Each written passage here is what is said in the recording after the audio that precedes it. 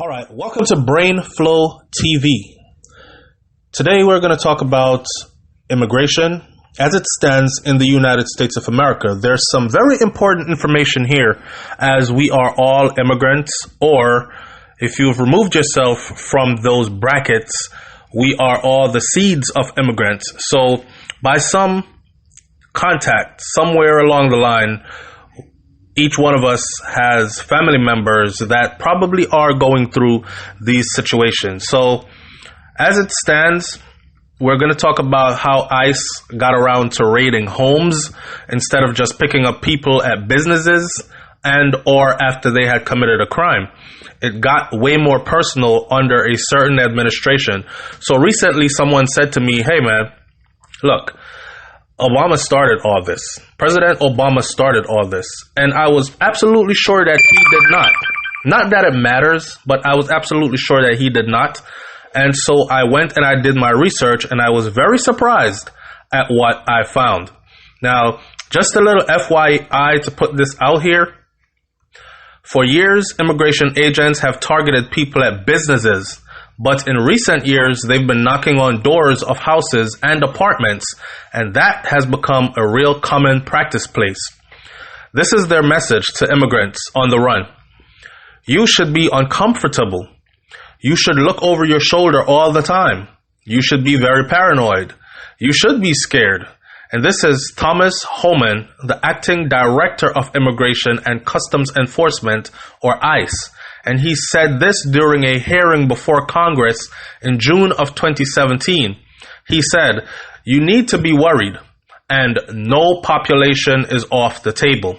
Well, I beg to differ, because all I've seen, or maybe it's going on behind the scenes and I just don't see it, but all I've seen is it seems to be targeting Hispanics or people of color. I don't see too many Europeans being carted off back to Europe, being rounded up in ICE raids and held in detention centers and processed and deported.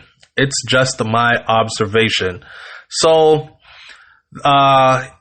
when we talk about where this all started and how did we get here, this is some update for you. So immigrants in the United States, they've lived under the plausible threats of deportations ever since President Bill Clinton signed the Illegal Immigration Reform and Immigrant Responsibility Act in 1996.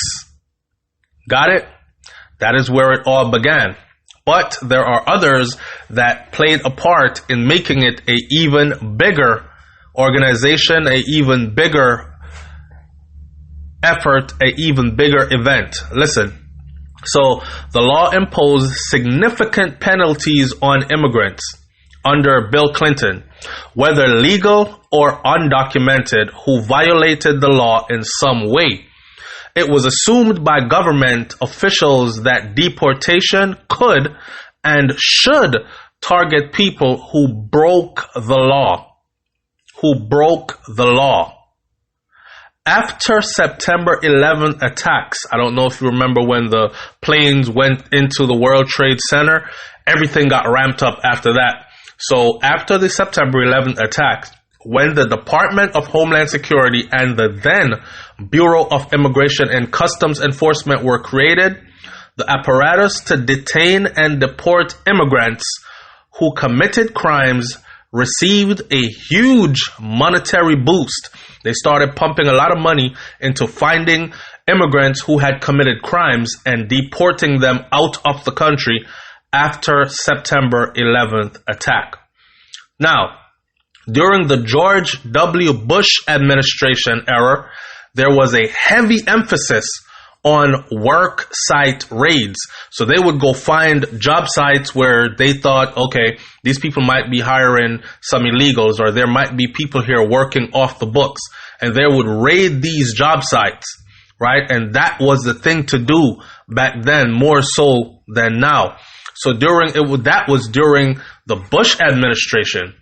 The most frequently recalled raids on this style occurred in a place called Postville, Iowa, And that was back in May of 2008, when 900 ICE agents arrested more than 398 employees at a slaughterhouse and a meat packing plant.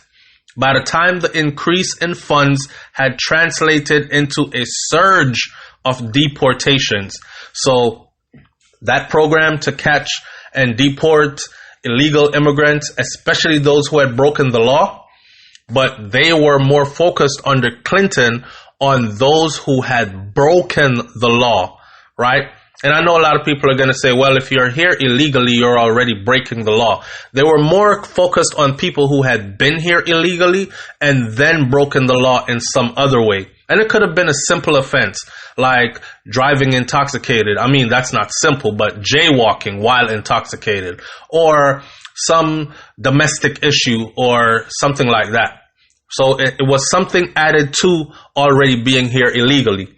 So by the time that had come around, the increase in funds had translated into a huge surge of deportations. That was under Bill Clinton and then under Bush. Now, after President Obama took office, his administration began a close partnership between ICE and local law enforcement agencies. Let me say something. So at one point, right, this is how it went. You could be stopped by police officers and you were riding in a car, and if you could be processed through a local police department and let go without, and be illegal without coming into contact with ICE. Under the Obama administration, however, ICE and local police, law enforcement agencies started working closer together. That was one of the President Obama's administration's strong points, marrying the two agencies. Immigration and local law enforcement were not married before this. So in doing so, things became very different. Police officers started actually being police officers and immigration officers, if you know what I mean.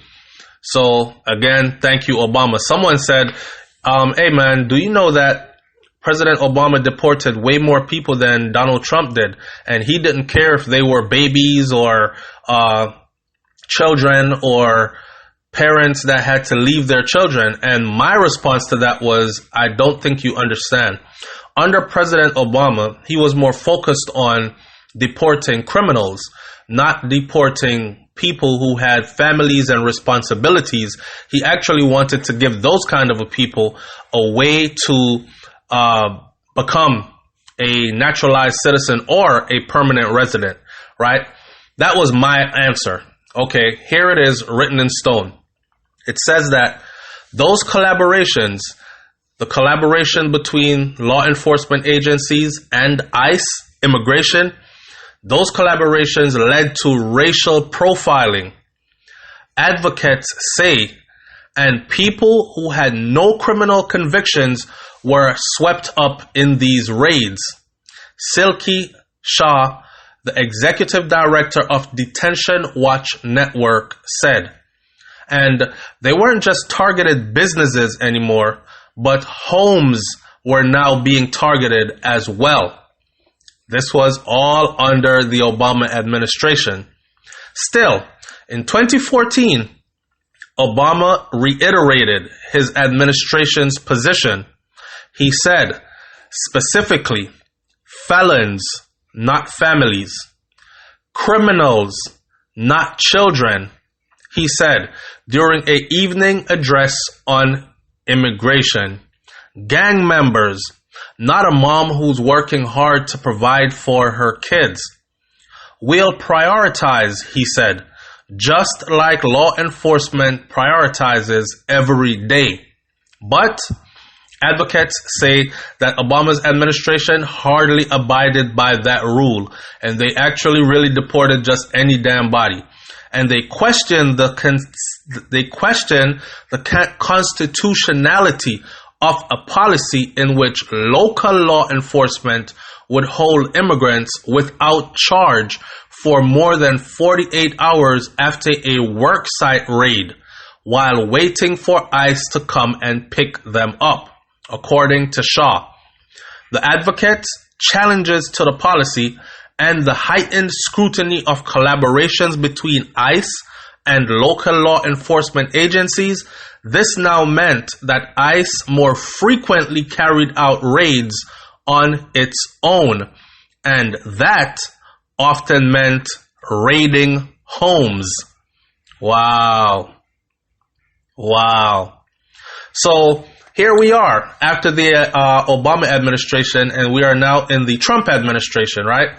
So President Trump is just picking up where everybody left off and bolstering up what they had already put in process, right? They had already started that wheel in motion, and he's just using it in a more aggressive manner.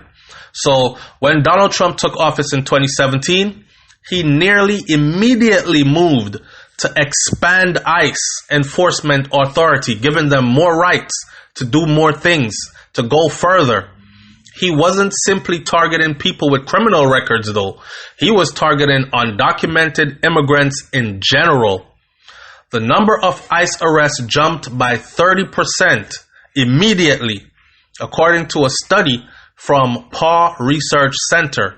And Immigrant Defense Project documented a 1,200% increase in ICE arrests and attempted arrests in New York State courthouses in 2017 over the prior year. So that was immediately after he was elected as president. Donald Trump was, right? So what would happen now is people would go to court. And remember, I told you that before, local law enforcement did not work with immigration. And under the Obama administration, he married those. So local law enforcement started working with immigration. So what would happen was before, people would go to court. And if you were illegal, for some, there were loopholes that people would still be able to skip through and still walk out of that courtroom if it was like some simple fine or whatever it was.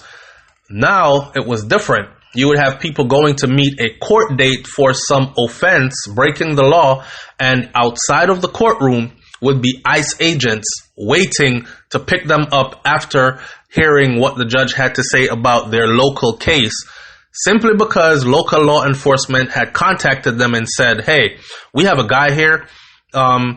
He does not have proper identification that checks out. And we think you need to take him and look into this further because we do believe that he is an illegal immigrant. So boom, ICE would show up.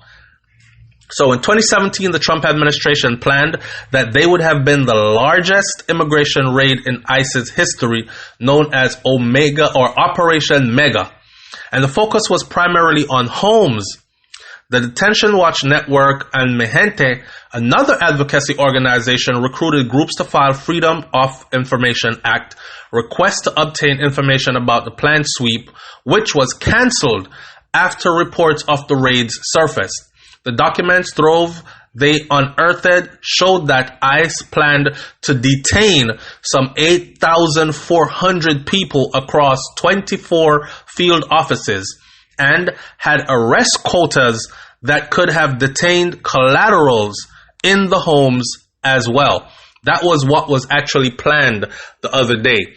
Now, up to this day, it still has not manifested in that many people. Remember, President Obama,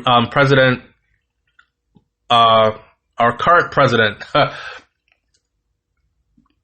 sent out a tweet saying that millions will be arrested and millions will be going home. And it just did not work out that way for ICE. And I did a video on that on my other channel, which is BrainFLoTv, which talks about why the raid did not work. All right. So the law is clear on home raids. Without a warrant, ICE agents cannot enter homes. And these advocate groups started advising immigrants to keep your doors closed. But reports of ICE agents using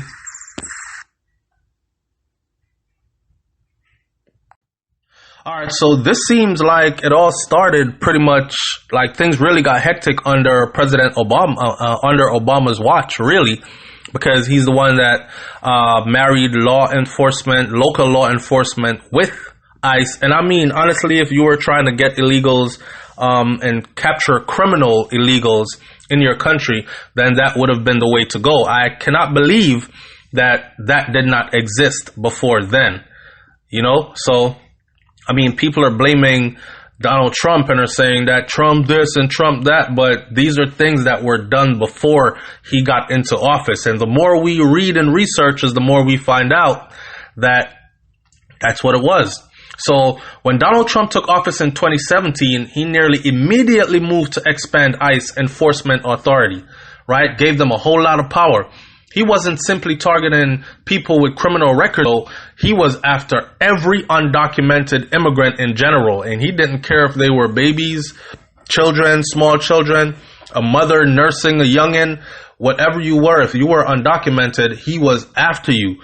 And that was his main goal, right?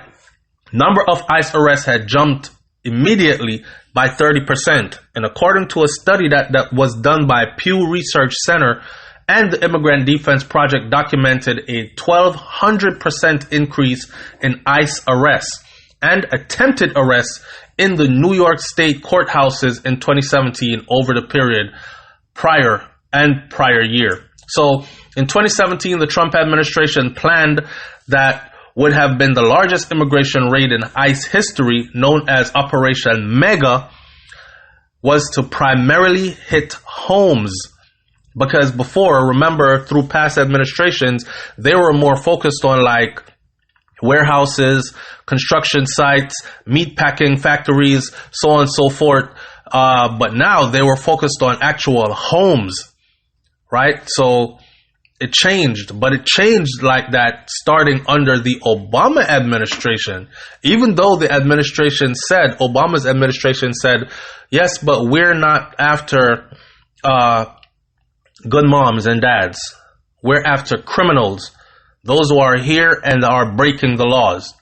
The law is clear on home raids, right? Without a warrant, ICE agents cannot enter homes. And advocates started to advise immigrants to keep your doors closed, put reports of ICE agents using coercive measures, use as verbal threats, display of guns or force to enter homes have increased. Let me say that again, because somebody said to me recently, SoFlo, they could talk all they want to about how they're going to get people, but legally, there are a lot of things they can't do. They can't display any guns, they can't use force, and they can't push anybody's door open or enter their home without their permission, so on and so forth. Well, videos have been surfacing of all those things being violated, right? So again, it is saying that the law is clear on home raids as far as ICE detention goes. Now, I told people, I said, you can say whatever you want to say on paper, just like how the Obama administration said whatever they wanted to say, but turns out they were doing something totally different. It's the same way that it is said on paper what these laws supposed to be. ICE cannot enter without a warrant.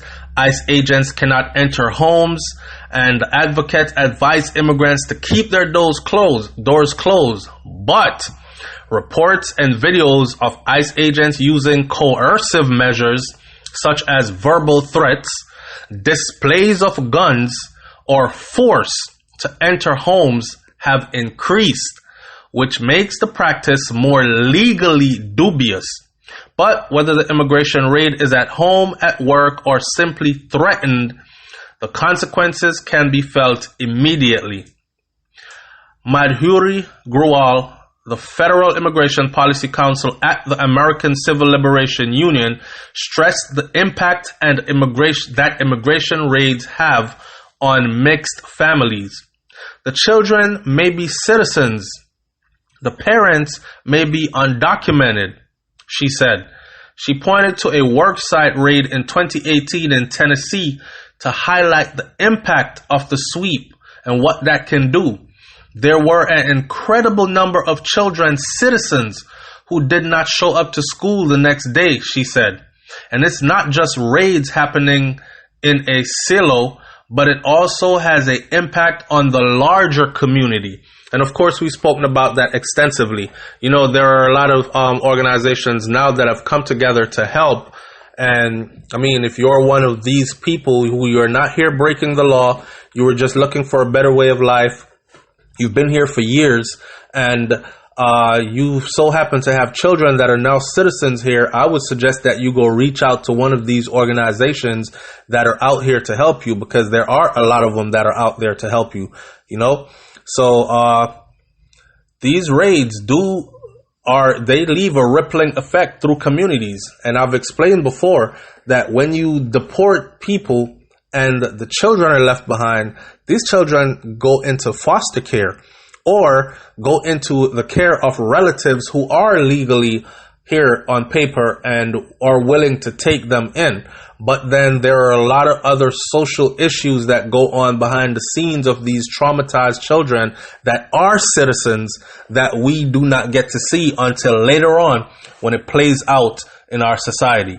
Anyways, it was just a little update, a little information and education for you to let you all know where it all started, who's responsible for what, who's picking up the ball and doing more with it, yada, yada, yada. It's BrainFLoTv speaking to you here on BrainFLoTv, which is my second channel. Like, comment, share, subscribe. Don't forget to subscribe to BrainFLoTv, where there will be a whole host of other videos coming your way. I'm out. Peace.